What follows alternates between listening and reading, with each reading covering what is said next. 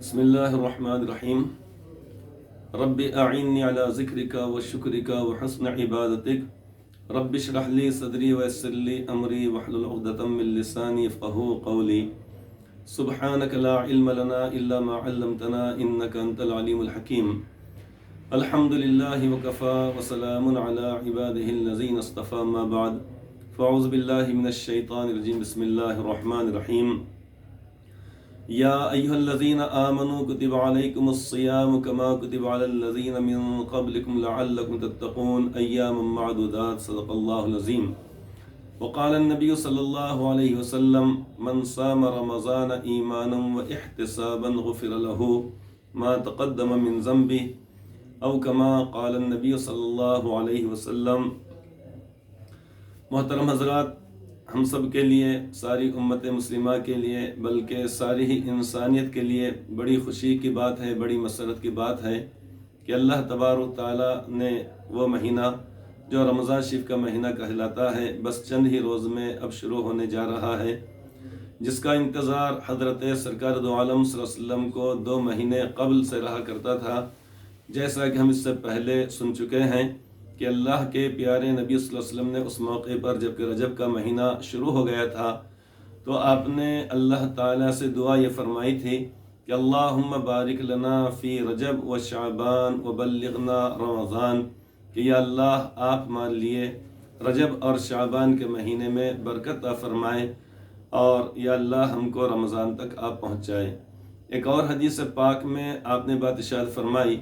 شعبان الشہری و رمضان الشہر اللہ، کہ شعبان میرا مہینہ ہے اور رمضان اللہ تعالیٰ کا مہینہ ہے۔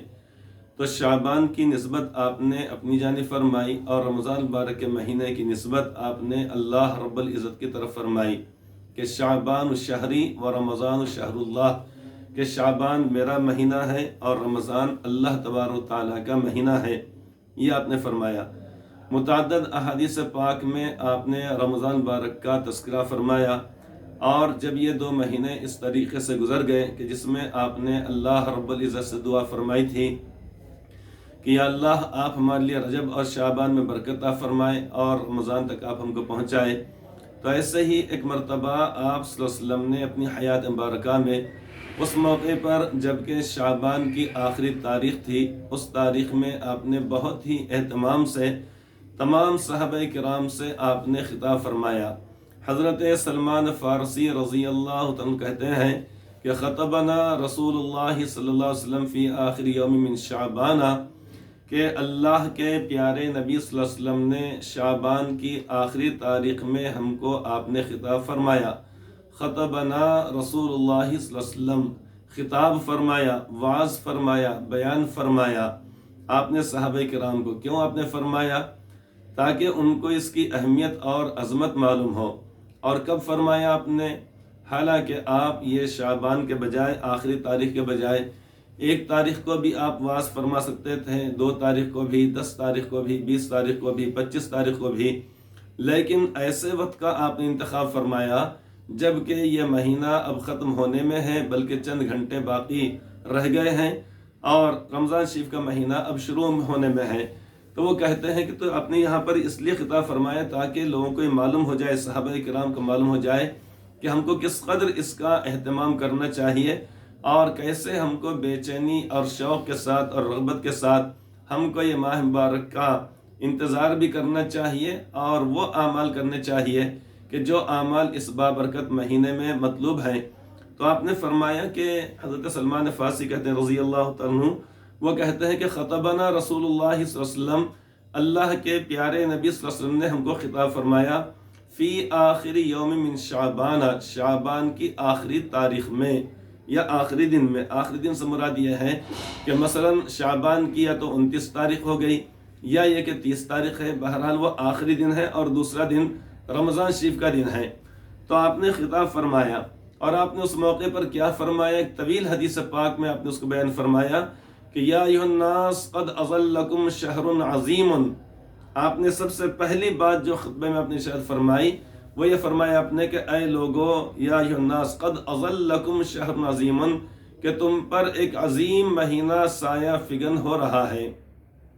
سایہ فگن کا مطلب کیا ہوتا ہے؟ جیسے مثال کے طور پہ کوئی شخص چلتا ہے تو اس کا سایہ پڑنے لگتا ہے، یعنی عکس پڑتا ہے۔ اسی طریقے سے جب سورج ڈھل جانے کے بعد ہوتا یہ ہے کہ جو بھی چیز اس دھوپ کے اندر آتی ہے تو اس کا سایہ زمین کے اوپر پڑتا ہے۔ تو ایسے ہی آپ نے سب سے پہلا جو جملہ آپ نے ارشاد فرمایا وہ یہی فرمایا کہ اے لوگو تم پر ایک مہینہ سایہ فگن ہو رہا ہے۔ یہ کب ہوتا ہے کوئی بھی چیز کا سایہ؟ جب کہ وہ چیز نکلتی ہے۔ مثال کے طور پر اس وقت سورج نکلا ہوا ہے، اب جو چیز اس کے دائرے کے اندر آئے گی یا اس انداز سے آئے گی تو اس کا سایہ زمین پر پڑتا ہے، اس کا عکس پڑتا ہے، اور اسی طریقے سے لگتا ہے کہ بھئی یہ سایہ فلاں چیز کا ہے۔ سائے کو دیکھ کے پتہ چل جاتا ہے کہ یہ سایہ انسان کا ہے۔ یہ اسی طریقے سے کوئی جانور ہے، اس کا سایہ پڑتا ہے تو معلوم ہو جاتا ہے کہ یہ فلاں جانور ہے۔ یہ اسی طریقے سے کسی بھی چیز کا، گھروں کا سایہ پڑتا ہے، درختوں کا سایہ پڑتا ہے، تو یہ سایہ اس وقت ہی پڑتا ہے جب کہ وہ چیز اس کے دائرے میں آتی ہے۔ اب چونکہ آپ نے جو واعظ فرمایا آخری شعبان کی آخری تاریخ میں، آخری دن میں آپ نے فرمایا، اب یہ چند گھنٹوں کے بعد چونکہ مہینہ شروع ہونے والا ہے، اس لیے آپ نے بڑے پیارے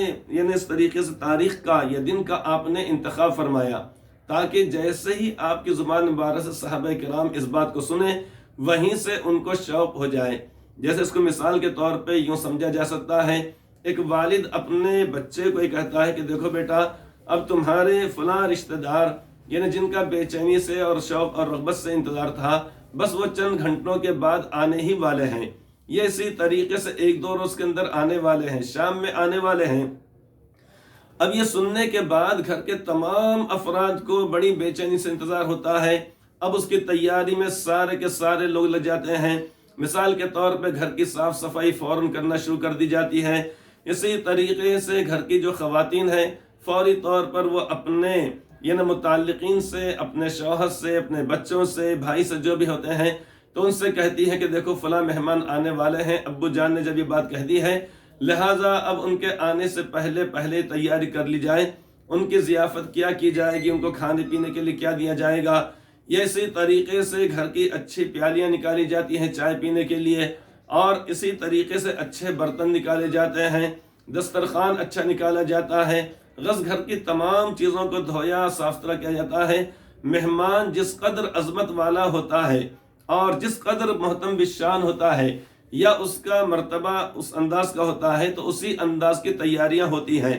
اگر کسی ملک کے اندر کسی سربراہ مملکت کی آمد ہونے والی ہو اور معلوم ہو کہ 2 مہینے باقی رہ گئے ہیں، پھر 1 مہینہ 15 دن، تو جیسے جیسے وہ قریب آتے ہیں تو ویسے ویسے تیاریاں بڑھتی چلی جاتی ہیں۔ پھر اس کے بعد آنے کے بعد ان سربراہ مملکت کا، جو کسی ملک کے جو سربراہ ہیں، ان کا سرخ قالین کے اوپر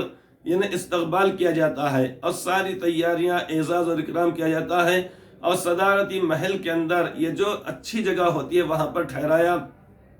جاتا ہے۔ تو اسی طریقے سے اللہ کے پیارے نبی صلی اللہ علیہ وسلم نے صحابہ کرام کو جمع فرما کر ان کو یہ بات آپ نے ارشاد فرمائی، حالانکہ اس کے اندر بہت ساری فضیلتیں آپ نے بیان فرمائی کہ اس ماہ مبارک کے اندر اللہ تبارک و تعالیٰ کی رحمت برستی ہے۔ پہلے عشرے میں اللہ تعالیٰ کی خوب رحمت ہوتی ہے، دوسرے عشرے میں اللہ تبارک و تعالیٰ کی جانب سے اپنے بندوں کو بخش دیا جاتا ہے، ان کی مغفرت کر دی جاتی ہے، اور تیسرے عشرے میں ان کو جہنم سے چھٹکارا دیا جاتا ہے۔ یہ ساری باتیں آپ نے بیان فرمائی، لیکن اس سے پہلے آپ نے، تاکہ سب کے اندر شوق پیدا ہو جائے، تمام صحابہ کرام میں، صحابیات کے اندر، ہر کسی کے اندر شوق پیدا ہو، تو آپ نے پہلا جملہ یہ ارشاد فرمایا، یا ایھا الناس، اے لوگو، قد اظلکم شہر عظیم، بے شک تمہارے اوپر ایک ایسا مہینہ سایہ فگن ہو رہا ہے، بس چند گھنٹوں کے بعد بس آنے ہی والا ہے۔ شہر عظیم، شہر مبارک آپ نے فرمایا۔ دوسری بات آپ نے ارشاد فرمائی کہ وہ مہینہ انتہائی بابرکت ہے، اللہ تبارک و تعالیٰ کی طرف سے اپنے بندوں کے لیے برکتوں کے دروازے کھول دیے جاتے ہیں۔ برکت کا مطلب عام طور پر ہمارے ذہنوں کے اندر یہ ہوتا ہے کہ مثال کے طور پہ کھانا گھر میں 10 آدمیوں کا پکایا گیا تو وہ 20 لوگوں کا ہو جانا چاہیے، ہمارے پاس 50 روپیہ ہے تو وہ 100 روپے کے نوٹ بن جانا چاہیے۔ یہ اسی طریقے سے ہمارے پاس جو چیز ہے اس کے اندر مقدار کے اندر اضافہ ہو جانا چاہیے۔ یقیناً یہ برکت کا ایک حصہ، ایک مفہوم ضرور ہے، لیکن بسا اوقات یہ ہوتا ہے کہ برکت کہا جاتا ہے کہ دیکھنے میں کوئی چیز بہت تھوڑی سی دکھائی دیتی ہے لیکن وہ کئی لوگوں کے لیے کافی ہو جائے، اسی کو کہا جاتا ہے برکت۔ اور دیکھنے میں جو چیز زیادہ ہو اور بسا اوقات کم لوگوں کو بھی وہ کام نہ آ سکے، اس کو بے برکتی کہا جاتا ہے۔ تو اللہ تبارک و تعالیٰ کے خزانوں میں چونکہ کوئی کمی نہیں ہے، لہٰذا اللہ تبارک و تعالیٰ اپنے تمام بندوں کے لیے اس بابرکت مہینے کے اندر، یہ اس مبارک مہینے کے اندر برکتیں نازل فرماتے ہیں، عنایات ہوتی ہیں۔ اللہ تبارک و تعالیٰ کی طرف سے توفیق ہو جانا، نیک اعمال کی توفیق ہو جانا، تراویح کی توفیق ہو جانا، روزے کی توفیق ہو جانا، قرآن کریم کی تلاوت کی توفیق ہو جانا، ذکر و اذکار کی توفیق ہو جانا، دعا استغفار کی، اپنے گناہوں پر نادم ہونے اور شرمندہ ہونے کی اور آئندہ نہ کرنے کی توفیق ہو جانا، یہ سب کا سب چیزوں کا شمار یعنی برکتوں کے اندر ہوگا کہ یہ بابرکت مہینہ ہے کہ جس میں اللہ تبارک و تعالیٰ اپنے بندوں کو نیک اعمال کی توفیق عطا فرماتے ہیں۔ رہ گئی بات رزق کے اندر برکت، یہ تو خود حدیث پاک کے اندر یہ فرمایا گیا ہے، اسی حدیث پاک میں کہ وَشَهْرٌ يُزَادُ فِيهِ رِزْقُ الْمُؤْمِنِ او كما قال صلی اللہ علیہ وسلم، آپ فرماتے ہیں کہ یہ وہ مہینہ ہے کہ جس میں مومن کا رزق بڑھا دیا جاتا ہے۔ ہم دیکھتے ہیں دنوں رات کا سبھی کا مشاہدہ ہوتا ہے،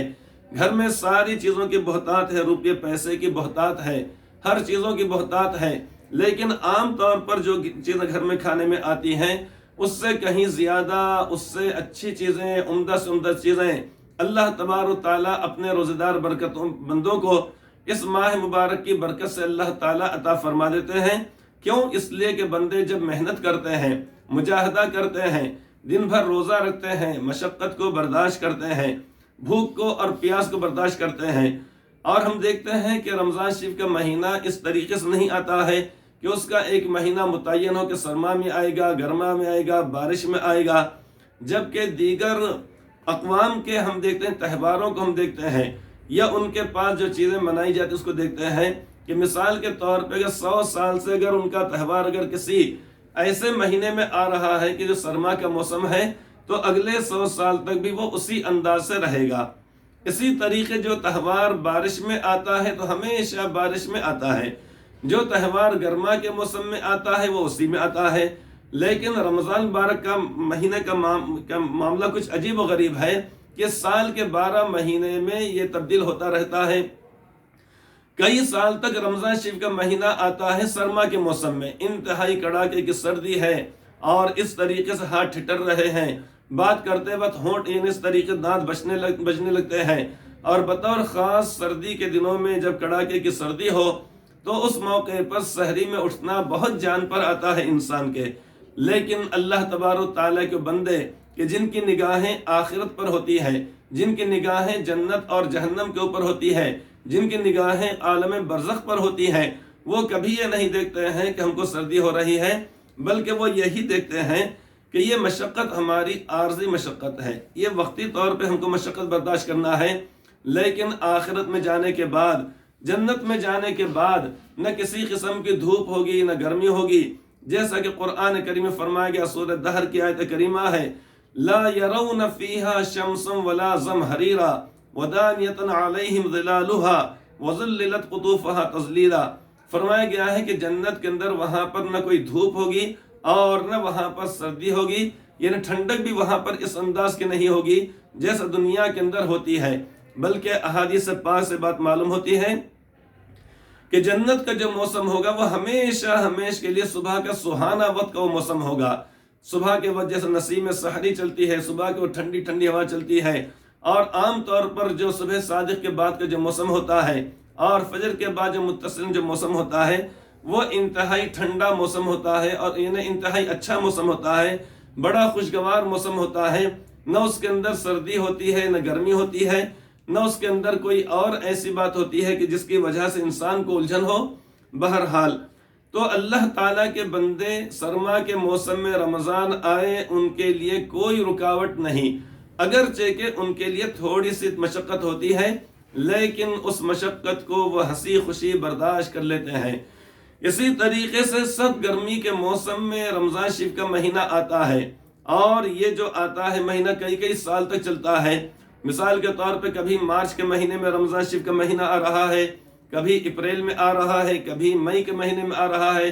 اور یہ تینوں مہینے بطور خاص بہت زیادہ گرما کے ہوتے ہیں، سخت دھوپ ہوتی ہے، چلچلاتی ہوئی دھوپ ہوتی ہے، باہر نکلنے کو جی نہیں چاہتا ہے۔ اسی طریقے سے لوگ بھوکے اور پیاسے رہتے ہیں۔ لوگوں کو یعنی عام لوگوں کو، یہ جو جوان ہیں ان کی بات چھوڑیے، چھوٹے سے چھوٹے بچے، معصوم سے معصوم بچے الحمدللہ روزے کا اہتمام کرتے ہیں۔ کیا مجال کہ وہ بچہ جس کی عمر کے 8 اور 9 سال عمر ہے، لیکن وہ بھی اللہ تبارک و تعالیٰ کا ڈر میں اللہ تعالیٰ کا اپنے دل میں اتنا زیادہ ڈر رکھتا ہے، اور اللہ تبارک و تعالیٰ کی محبت میں اور رمضان مبارک کے شوق کے اندر وہ پانی کا ایک قطرہ نہیں پیتا ہے، بلکہ ماں باپ اس کو روکتے ہیں، ٹوکتے ہیں اور اس سے کہتے ہیں کہ بیٹا تم ابھی چھوٹے ہو، تمہارے اوپر رمضان شریف کے روزے فرض نہیں ہوئے ہیں، جب تم بڑے ہو جاؤ گے، تم عاقل ہو جاؤ گے، سمجھدار ہو جاؤ گے، باشعور ہو جاؤ گے، اس وقت تمہارے اوپر جب رمضان شریف کے روزے فرض ہو جائیں گے، اس وقت تم نے رکھنا چاہیے۔ لیکن بچہ اپنے ماں باپ کی اس تعلق سے ایک بات نہیں سنتا ہے اور وہ روزہ رکھتا ہے، یہاں تک کہ بسا اوقات یہ ہوتا ہے کہ بچے کو کہیں روزہ رکھنے میں دقت نہ ہو،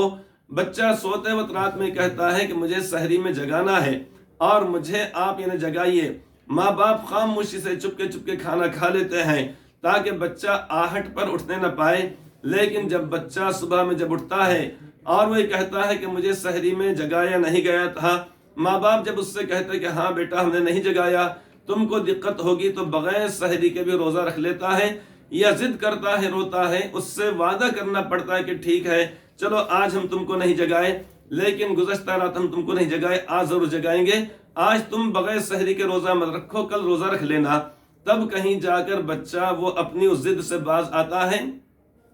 کھانا پینے کے لیے تیار ہوتا ہے۔ دیگر اقوام، غیر لوگ دیکھ کر حیرت کرتے ہیں کہ یہ لوگ 12 گھنٹے، 12.5، 13، 13.5، 14 گھنٹے کا روزہ آخر کیسے رکھتے ہیں؟ کیا ضعیف، کیا جوان، کیا خواتین، کیا مرد عورت اور کیا بچے؟ عجیب و غریب بات ہے، لیکن جب اللہ تبارک و تعالیٰ کی اس عبادت اور بندگی کے لیے انسان جب ہمت کر لیتا ہے تو اللہ تبارک و تعالیٰ کی نصرت اور اللہ تعالیٰ کی مدد شامل حال ہو جاتی ہے۔ اللہ تبارک و تعالیٰ اپنے بندے کی نصرت فرماتے ہیں۔ تو بہرحال آپ نے ایک طویل خطبہ ارشاد فرمایا جس میں آپ نے فرمایا کہ یا ایھا الناس قد اظلکم شہر عظیم، اے لوگو تمہارے اوپر ایک ایسا مہینہ آ رہا ہے جو بڑا ہی عظمت والا مہینہ ہے اور جو بڑی برکتوں والا مہینہ ہے۔ آگے آپ نے فرمایا کہ اس میں ایک ایسی رات ہے، لیل فیہ لیل، آپ نے فرمایا خیر من الف شہر للہ فیہ لیل، آپ نے فرمایا کہ اس مہینے کے اندر ایک ایسی رات ہے خیر من الف شہر، او کما قال صلی اللہ علیہ وسلم، آپ فرماتے ہیں کہ جو 1000 مہینوں سے زیادہ افضل ہے۔ مطلب یہ ہے کہ 1000 مہینے تک لگاتار اور مسلسل عبادت کرتے رہنا ایک طرف، اور اس رات میں عبادت کرنا ایک جانب ہے، لیکن وہ کب ہے؟ اس تعلق سے آپ نے متعدد احادیث پاک میں مختلف باتیں ارشاد فرمائی۔ اس حدیث پاک سے تو بات معلوم ہوتی ہے کہ رمضان شریف میں، پورے رمضان میں وہ رات کبھی بھی ہو سکتی ہے، چونکہ آپ نے فرمایا کہ فیہ، آپ نے فرمایا اس کے اندر ہے، تو یہ بھی ہو سکتا ہے کہ جس روز رمضان شریف کا مہینہ شروع ہو اور پہلی رات ہو تو وہی رات شب قدر ہو، دوسری بھی رات ہو سکتی ہے، تیسری بھی ہو سکتی ہے، پہلے عشرے میں ہو سکتی ہے، دوسرے میں ہو سکتی ہے، لیکن چونکہ زیادہ امکانات تیسرے عشرے میں ہیں، اسی کی تلاش میں حضرت سرکار دو عالم صلی اللہ علیہ وسلم آخر عشرے کا اعتکاف فرمایا کرتے تھے، اور صحابہ کرام سے آپ نے بات بھی ارشاد فرمائی کہ اس کو تلاش کرو آخری عشرے میں اور اس کی طاق راتوں میں۔ طاق راتوں سے مراد یہ ہے 21، 23، 25، 27 اور 29، یہ طاق راتیں کہلاتی ہیں، لہٰذا اس میں جاگنے کا آپ نے حکم فرمایا۔ ساتھ ہی ساتھ یہ ہے کہ آپ نے اسی حدیث پاک کے اندر بات بھی ارشاد فرمائی کہ اس ماہ مبارک کے اندر اللہ تبارک و تعالیٰ نفل کا ثواب فرض کے برابر کر دیتے ہیں۔ کیا مطلب؟ مطلب یہ ہوا کہ اگر کوئی شخص 2 رکعت نماز اگر پڑھ لیتا ہے، حالانکہ وہ پڑھ رہا ہے نفل نماز، اللہ تبارک و تعالیٰ اس کو ایسا عطا فرماتے ہیں جیسا کہ اس نے فرض کو ادا کیا۔ یہ ایک اللہ تعالیٰ کا فضل و کرم ہوتا ہے، اور یہ بابرکت مہینے کی ایک برکت کہلاتی ہے۔ دوسری بات یہ ہے کہ جب کوئی شخص ایک فریضے کو ادا کرتا ہے، مثلا فجر کی نماز، ظہر کی نماز، عصر، مغرب، عشاء یا واجب الوتر کو پڑھا جاتا ہے، تو اللہ تبارک و تعالیٰ اتنا ثواب عطا فرماتے ہیں جتنا ثواب کے اس ایک فریضے کو 70 مرتبہ ادا کرنے پر ملتا ہے۔ ایک فریضے کو جب ہم ادا کرتے ہیں تو ایک نماز کی ادائیگی کا ہم کو ثواب ملتا ہے، لیکن جب اسی نماز کو با جماعت پڑھا جاتا ہے تو 27 نمازوں کا ثواب ملتا ہے۔ اب ہم خود ہی اندازہ کر لیں کہ جب کسی شخص نے فجر کی نماز کو جماعت کے ساتھ پڑھا تو اس کو ایک ثواب نہیں ملے گا، بلکہ عام دنوں میں 27 نمازوں کا ثواب ہے، اور اب رمضان شریف کے مہینے میں 70 مرتبہ ادا کرنے کے مطابق ثواب ہے، تو اس طریقے 27 کا ثواب الگ ہو گیا اور 70 مرتبہ۔ اب جب وہ شخص ایک مرتبہ ادا کرنے پر 70 مرتبہ ثواب مل جاتا ہے، اب یہ 70 مرتبہ جب ادا کیا جائے گا تو 27 کے لحاظ سے کتنا زیادہ جو ثواب ہو جائے گا ہم اس کا اندازہ نہیں کر سکتے ہیں۔ اب یہ ایک دن کی ایک نماز کا حال ہے، ظہر میں اسی طریقے سے، عصر میں اسی طریقے سے، مغرب میں اسی طریقے سے، عشاء میں اسی طریقے سے، اور پھر واجب الوتر کی نماز کا یہی حال ہے۔ چونکہ اس بابرکت مہینے میں واجب الوتر نماز کو جماعت کے تراویح کے بعد ادا کر لیا جاتا ہے،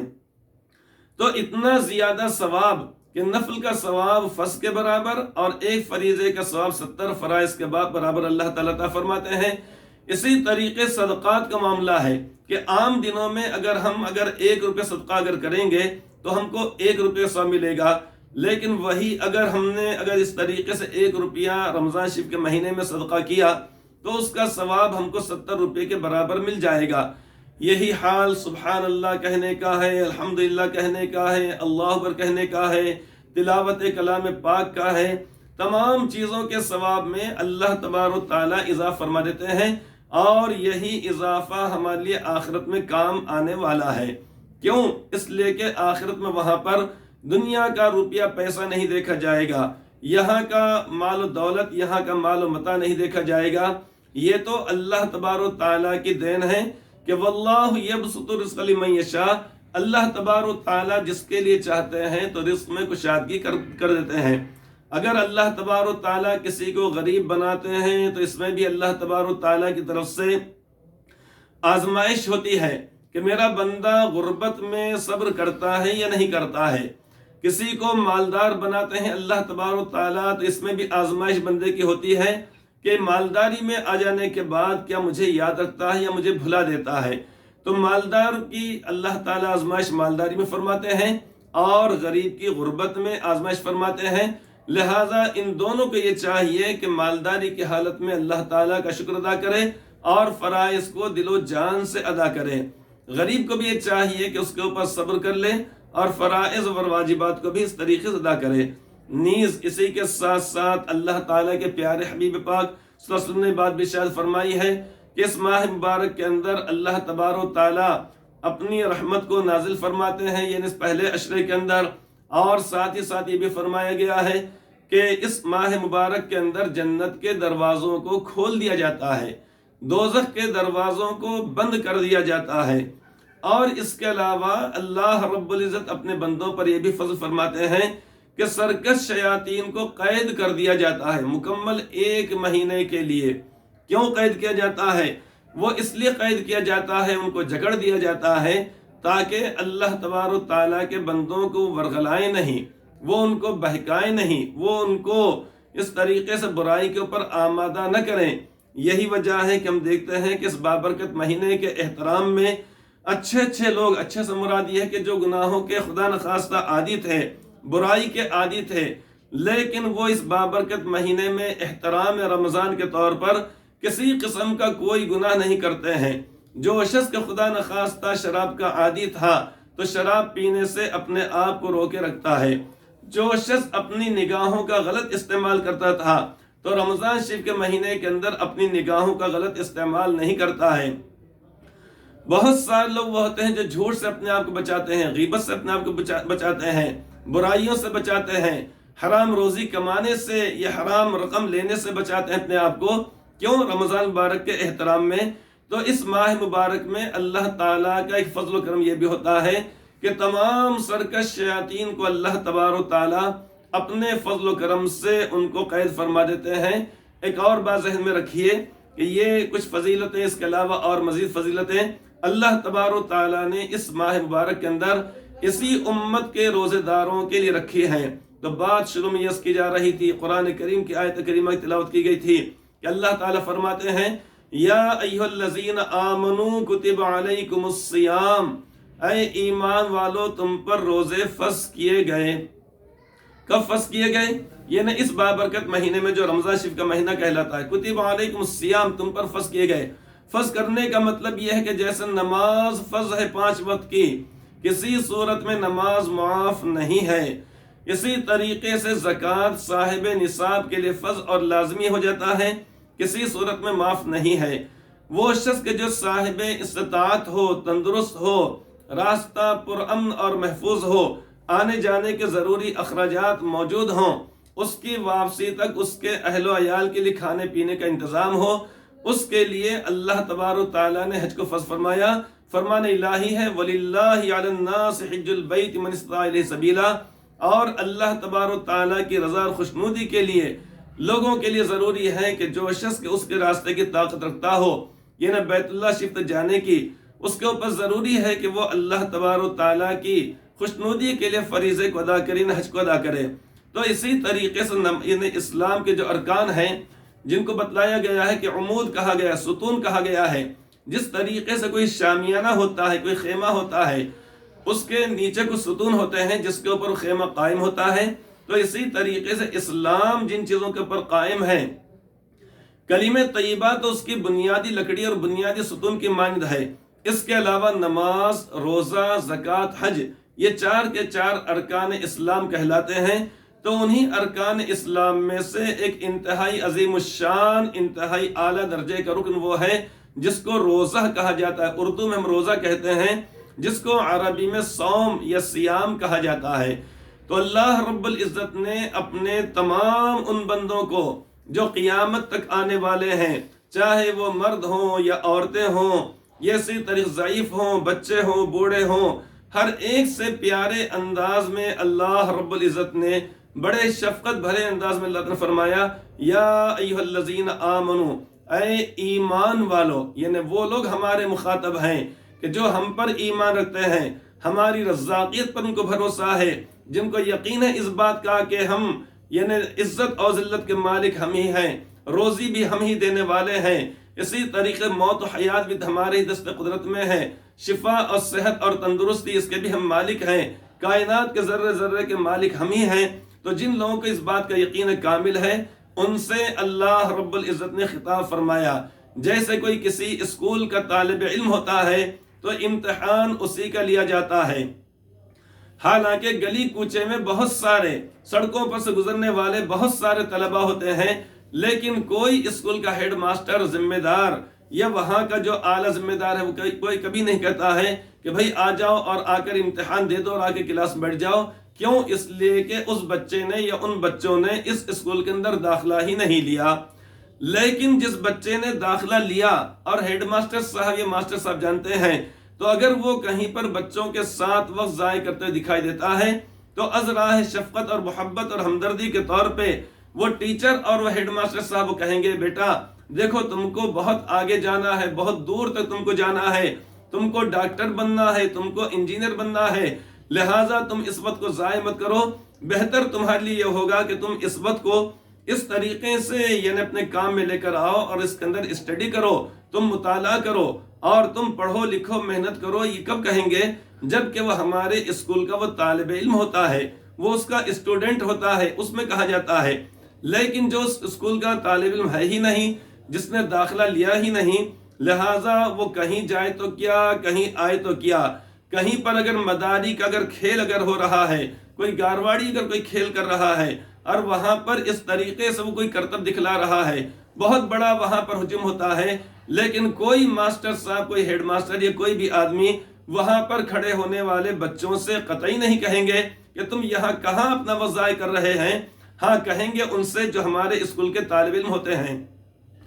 تو جن لوگوں نے اللہ تعالیٰ کی ذات عالی پر ایمان لایا اور یقین کیا کہ یقیناً اللہ تبارک و تعالیٰ ہی ہمارے خالق و مالک ہے، کوئی درخت ایسا نہیں ہے کہ جس کے خالق اللہ تعالیٰ نہ ہو، درخت کے پتے پتے کے مالک اللہ تعالیٰ ہے، پانی کے قطرے قطرے کے مالک اللہ تبارک و تعالیٰ ہے، ریت کے اور ریگستانوں کے میدانوں کے اندر ذرے ذرے کے مالک اللہ تبارک و تعالیٰ ہے، ان تمام دنوں کے پیدا کرنے والے، رات کے بنانے والے اللہ تعالیٰ ہے، پہاڑوں کے بنانے والے اللہ تبارک و تعالیٰ ہے، نہروں، دریاؤں، سمندروں کے اور سمندروں کے اندر جتنی بھی جاندار مخلوقات ہیں ان تمام کے بنانے والے، پیدا کرنے والے اللہ تعالیٰ ہے۔ تو جن لوگوں کو اس بات کا یقین ہوتا، اللہ رب العزت نے ان سے خطاب فرمایا، یا ایھا الذین آمنو، اے میرے وہ بندو کہ جو ایمان لائے، جو یقین کیے آخرت کا، جنت کا، جہنم کا، جنہوں نے نبیوں پر ایمان لایا، جنہوں نے میری کتابوں پر ایمان لایا، آسمانی کتابوں پر ایمان لایا، فرمایا کتب علیکم الصیام، اے ایمان والو تم پر رمضان کے روزے فرض کیے گئے۔